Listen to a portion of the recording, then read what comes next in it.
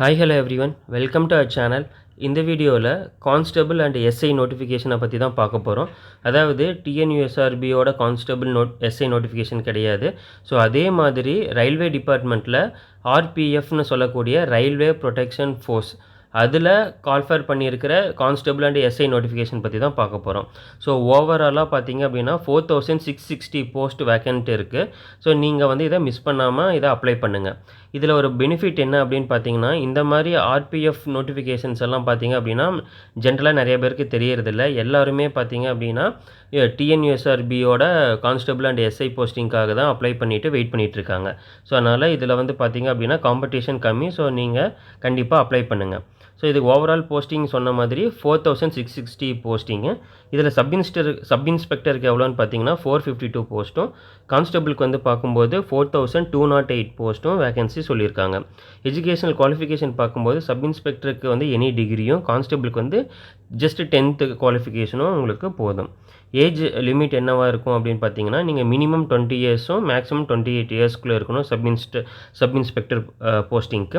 கான்ஸ்டபிளுக்கு வந்து பார்க்கும்போது 18 to 28 இயர்ஸ்க்குள்ளே இருக்கணும். ஏஜ் ரிலாக்ஸேஷனும் கொடுத்துருக்காங்க. எஸ்சி எஸ்டிக்கு வந்து 5 இயர்ஸும், ஓபிசிக்கு 3 இயர்ஸும், எக்ஸ் சர்வீஸ் மேனுக்கு 3 இயர்ஸும் கொடுத்துருக்காங்க. இது போலவே ஃபீமேல் அவங்க வந்து விடோவாக இருந்தாவோ இல்லை டைவர்ஸாக இருந்தாவோ அவங்களுக்கு வந்து 2 இயர்ஸ் வந்து ஏஜ் ரிலாக்ஸேஷன் கொடுக்குறாங்க.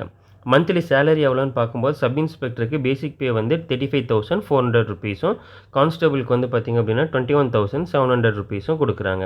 இது செலெக்ஷன் மெத்தட் எப்படி இருக்குன்னு பார்த்தீங்கன்னா, கம்ப்யூட்டர் பேஸ்டு டெஸ்ட் இருக்கும். அடுத்தது வந்து பிஇடின்னு சொல்லக்கூடிய ஃபிசிக்கல் எஃபிஷியன்சி டெஸ்ட்டும், பிஎம்டி அதாவது ஃபிசிக்கல் மெஷர்மெண்ட் டெஸ்ட்டும் வந்து உங்களுக்கு இருக்கும். நீங்கள் டிஎன்யூஎஸ்ஆர்பியோட ஃபிசிக்கல் டெஸ்ட்டை விடவே இந்த ஃபிசிக்கல் டெஸ்ட் வந்து ரொம்ப ஈஸியாகவும் இருக்கும். நெக்ஸ்ட் இது முடிச்சதுக்கப்புறம் உங்களுக்கு டாக்குமெண்ட் வெரிஃபிகேஷன் இருக்கும். நெக்ஸ்ட் அப்ளிகேஷன் ஃபீ எவ்வளோன்னு பார்க்கும்போது எஸ்சி எஸ்டி எக்ஸ் சர்வீஸ்மேன் உமன்ஸ்க்குலாம் பார்த்தீங்க அப்படின்னா 250 ருபீஸும், அதர் கேண்டிடேட்ஸ்க்கு வந்து 500 ருபீஸும் சொல்லியிருக்காங்க. இது அப்ளை பண்ணுறதுக்கான வெப்சைட் வந்து என்னென்னு பார்த்தீங்கன்னா www.rrbchennai.gov.in.